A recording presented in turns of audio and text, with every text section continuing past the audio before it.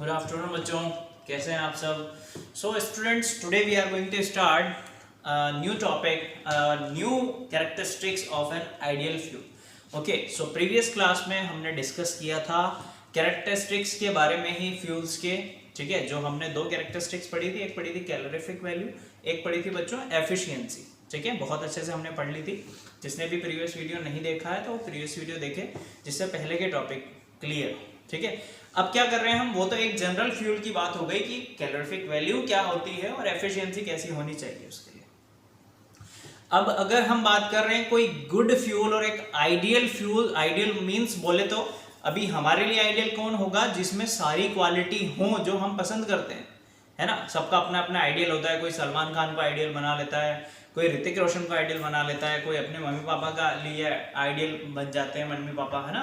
कोई किसी को आइडियल बना लेता है। तो आइडियल बोले तो उसमें सारी प्रॉपर्टीज हों, ऐसा फ्यूल जिसमें सारी कैरेक्टरिस्टिक्स, सारी प्रॉपर्टीज हों, वो आइडियल फ्यूल होगा, गुड फ्यूल होगा। ठीक है, तो उसके लिए कुछ कैरेक्टरिस्टिक्स हैं बच्चों, ताकि हमें कुछ डिफिकल्टी नहीं हो। आप कैसे सेलेक्ट करेंगे कि ये गुड फ्यूल है, आइडियल फ्यूल है या नहीं है। आप कुछ ना कुछ तो प्रॉपर्टी देखेंगे उसके अंदर, कुछ ना कुछ तो अच्छी बातें देखेंगे, है ना। जैसे सलमान खान देखोगे तो बॉडी अच्छी है ना, फिटनेस अच्छी है, एंड काम भी अच्छा करता है, इंसान भी अच्छा है, ऐसी सारी अच्छी चीजें देखोगे आप। तो फ्यूल के अंदर भी हम क्या क्या अच्छी चीजें देखेंगे, आज की क्लास में हम वही डिस्कस करने वाले हैं बच्चों। सो फर्स्ट देखो, मैं लिख देता हूं, देन हम एक एक करके डिस्कस करेंगे पूरी कैरेक्टरिस्टिक्स। ठीक है, सो while choosing an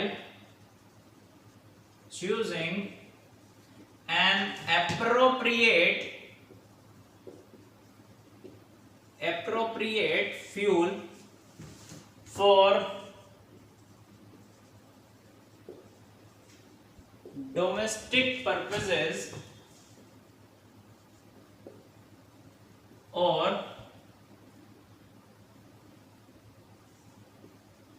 for used in industry,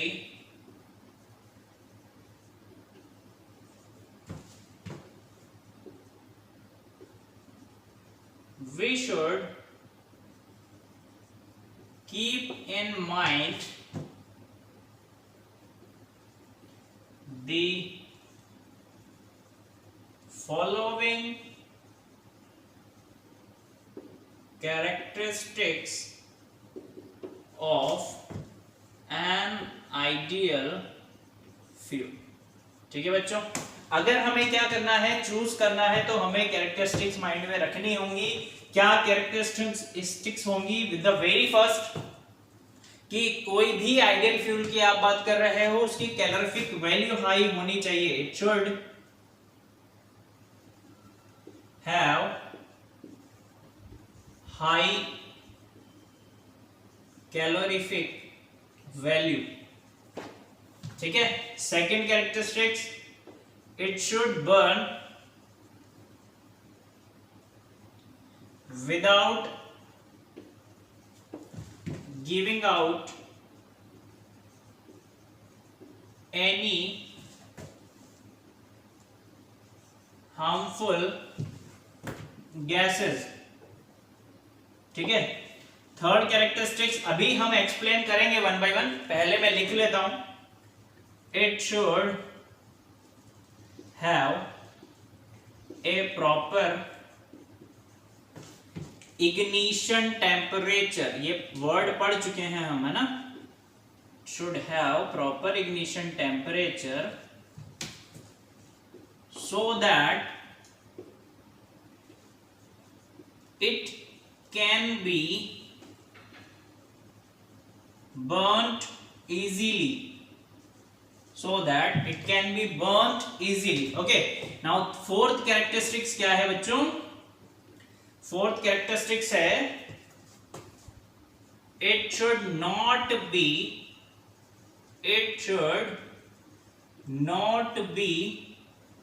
more valuable, it should not be more valuable for some other purposes than a fuel. Fifth characteristics क्या होगी? It should be cheap and easily available. ठीक है, चलो भाई अच्छी बात है। Next characteristics क्या होगी बच्चों?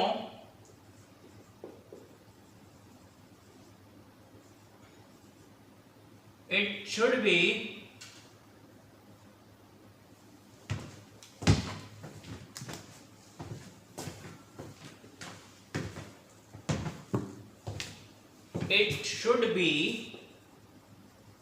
easy to handle, safe to transport,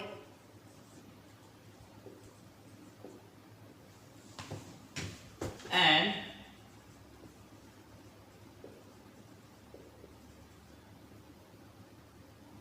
convenient to store। ठीक है, और क्या कैरेक्टरिस्टिक्स होनी चाहिए उसमें? देखो, it should not be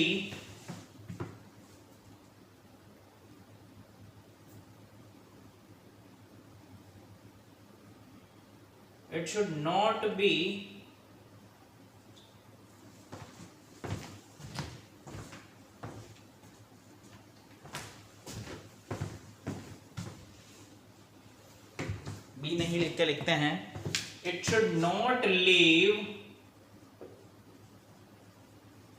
much residue behind. It should not leave much residue behind after burning। And last characteristics उसमें क्या होना चाहिए? It should burn smoothly। चलो, तो बच्चों ये 8 कैरेक्टरिस्टिक्स हैं जो एक आइडियल फ्यूल में होना जरूरी है। अब वन बाय वन मैं क्या करूंगा, आपको एक एक कैरेक्टरिस्टिक्स समझाता हुआ चलूंगा। ठीक है, ध्यान से देखना। It should have high calorific value. हमें पता है कैलोरीफिक वैल्यू जिसकी जितनी ज्यादा हाई होगी वो उतनी ज्यादा हीट प्रोड्यूस करेगी, और हम कहेंगे वो उतनी ही अच्छा या उतना ही अच्छा फ्यूल है। ठीक है, जो जितना अच्छा फ्यूल होगा बच्चों, उसकी कैलोरीफिक वैल्यू यानी हीट प्रोड्यूस करने की टेंडेंसी उतनी ही ज्यादा होगी। फर्स्ट पॉइंट क्लियर है। सेकंड पॉइंट देखो लिखा है मैंने, it should burn without giving out any harmful gases. अब जब वो अच्छी हीट प्रोड्यूस कर रहा होगा तो ये भी उसमें प्रॉपर्टी होना चाहिए कि कोई हार्मफुल गैस प्रोड्यूस नहीं कर रहा हो। बहुत सारे फ्यूल ऐसे होते हैं जो हीट तो प्रोड्यूस करते हैं, साथ में हार्मफुल गैसेस भी रिलीज करते हैं। सो वो आइडियल फ्यूल नहीं होगा क्योंकि गैस रिलीज कर रहा है हार्मफुल।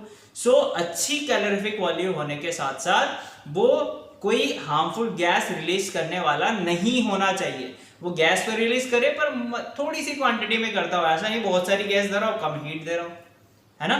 तो 2 पॉइंट समझ में आए। थर्ड पॉइंट देखो बेटा, it should have a proper ignition temperature. अब इग्निशन टेम्परेचर क्या होता है? जो मिनिमम अमाउंट ऑफ एनर्जी दी जाती है किसी भी सब्सटेंस को बर्निंग के लिए, वो इग्निशन टेम्परेचर होता है। सो इग्निशन टेम्परेचर प्रॉपर होना चाहिए। ऐसा नहीं है इग्निशन टेम्परेचर बहुत कम है ना। इग्निशन टेम्परेचर बहुत कम होगा तो क्या होगा, कोई भी सब्सटेंस जो मेरे पास है या फ्यूल जो है, अगर उसका इग्निशन टेम्परेचर कम होगा तो वो with in a second burn हो जाएगा। मेरा तो किसी काम का नहीं है, क्योंकि मुझे एक ऐसा फ्यूल चाहिए जो लंबे टाइम तक अच्छी वैल्यू के साथ अच्छी हीट प्रोड्यूस करता हो। जिसकी इग्निशन टेम्परेचर कम होगा वो with in a second burn होगा, खत्म हो जाएगा। बात समझ में आ रही है। और अगर इग्निशन टेम्परेचर बहुत ज्यादा है तो मुझे बहुत उसे बर्न करने में बहुत ज्यादा टाइम लग जाएगा, पता लगे वो बर्न ही नहीं हो रहा, 1 घंटा हो गया अभी तक तो जला ही नहीं है। जैसे आपने देखी होगी गीली लकड़ी जलती ही नहीं है, इग्निशन टेम्परेचर की वैल्यू बहुत ज्यादा हाई होती है ना। और सूखी लकड़ी या कागज देख लो, इग्निशन टेम्परेचर इतना कम होता है, with in a second match stick लगाई आपने और बर्न हो जाता है। तो ऐसा नहीं होना चाहिए, प्रॉपर इग्निशन टेम्परेचर होना चाहिए ताकि हमें प्रॉपर हीट मिलती रहे। ठीक है, 3 पॉइंट आपको समझ में आ गए होंगे आई होप। फोर्थ पॉइंट देखिए बच्चों, it should not be more valuable for some other purposes than a fuel. अगर आप एक अच्छा फ्यूल चूज करने जा रहे हैं तो जो सब्सटेंस आप चूज कर रहे हैं, जो फ्यूल आप चूज कर रहे हैं, वो फ्यूल की तरह ही बहुत अच्छी तरीके से वर्क करता हो अदर देन अदर इंडस्ट्री। ऐसा नहीं हो वो फ्यूल है बट फ्यूल की तरह तो यूज नहीं किया जा रहा है, कोई अदर इंडस्ट्री में उसका यूज किया जा रहा है। लाइक कॉक एक फ्यूल है, फ्यूल की तरह यूज नहीं करके उसे रिड्यूसिंग एजेंट की तरह यूज कर लिया जाता है, तो ये एक गुड फ्यूल की निशानी नहीं है। अगर वो अच्छा फ्यूल है तो उसे फ्यूल की तरह ही यूज होना चाहिए, है ना। चलो नेक्स्ट कैरेक्टरिस्टिक्स क्या है बच्चों, it should be cheap and easily available. Expensive नहीं होना चाहिए कि सब लोग आसानी से क्या कर सकें, कैरी कर सकें, गरीब अमीर कोई भी हो, सबको इजीली अवेलेबल हो और चीप हो, सस्ता हो, है ना, ज्यादा किसी को ढूंढने की जरूरत नहीं पड़े, इजीली सबको मिल जाए और महंगा भी नहीं हो। ये एक अच्छे फ्यूल की निशानी है। और क्या है बच्चों, it should be easy to handle, उसे हैंडल करना बहुत इजी हो, यानी आप बोलें कि रिस्क नहीं हो उसे कैरी करने में, है ना। उसको आप अगर ट्रांसपोर्टेशन कर रहे हैं तो भी रिस्क नहीं हो, अगर आप उसे स्टोर करके रख रहे हैं तो भी रिस्क नहीं हो, यानी उसके हैंडल करने में रिस्क नहीं होना चाहिए, तो एक अच्छा फ्यूल है। पता लगे आपने हैंडल कर रहे हैं, लाइक अब बात कर लीजिए पेट्रोल डीजल हुआ आपके पास, है ना, अब अपन लेके जा रहे हैं, पता लगे कहीं गलती से कोई टकरा गया, है ना, तो चिंगारी जनरेट हो गई, इग्निशन टेम्परेचर मिल गया, पता लग गया और टैंकर में आग लग गई। ऐसा नहीं होना चाहिए, है ना, इजी, रिस्क फैक्टर कम होना चाहिए। It should not leave much residue behind after a burning. अगर वो फ्यूल बर्न हो रहा है तो ऐसा नहीं है कि 50% बर्न हो गया, 50% रेजिड्यू की तरह पड़ा हुआ है, ऐसा नहीं होना चाहिए। कुछ क्वांटिटी बच जाए रेजिड्यू की, लाइक 10% हो 5% हो चलेगा, 95-90% उसे बर्न होना चाहिए, तब वो गुड फ्यूल की क्वांटिटी में आएगा। और लास्ट चीज कि इट शुड बर्न स्मूथली। वो कैसे बर्न होना चाहिए, स्मूथली। ऐसा नहीं है आपने इग्निशन टेम्परेचर दिया तो फटाफट से बर्न हो गया, या आप टेम्परेचर दिए ही जा रहे हो बर्न ही नहीं हो रहा है। स्मूथली वे में, यानी थोड़ा थोड़ा धीरे धीरे धीरे धीरे धीरे चलता रहे और हमारा काम भी होता रहे। तो बच्चों आई होप आपको characteristics of an ideal fuel समझ में आ गई होंगी बहुत अच्छे से, है ना। एक बार स्क्रीनशॉट ले लो आप जल्दी से फटाफट।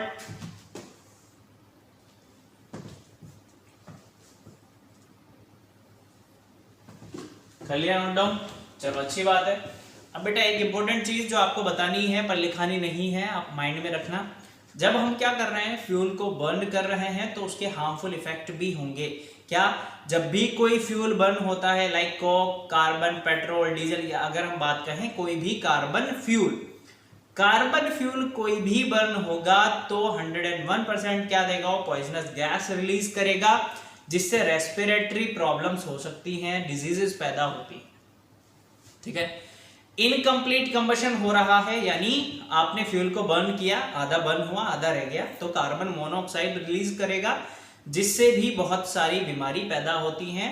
लाइक अगर हम बात करें किसी क्लोज्ड रूम में अगर मैं कंबशन करा रहा हूं तो वहां पर कार्बन मोनोऑक्साइड इतनी ज्यादा निकलती है कि किसी की मौत भी हो सकती है ना, इतनी ज्यादा डेंजरस होती है, ठीक है।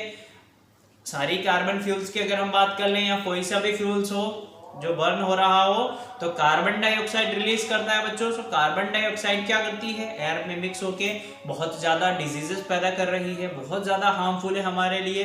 लाइक ग्लोबल वार्मिंग के लिए भी बहुत ज्यादा हार्मफुल है ना। ग्लोबल वार्मिंग क्या होता है, क्या क्या इफेक्ट पड़ रहे हैं कार्बन डाइऑक्साइड आने से। कार्बन डाइऑक्साइड की क्वांटिटी आप देख रहे होंगे बढ़ रही है दिन ब दिन, ऑक्सीजन की क्वांटिटी कम हो रही है, कार्बन डाइऑक्साइड बढ़ रहा है।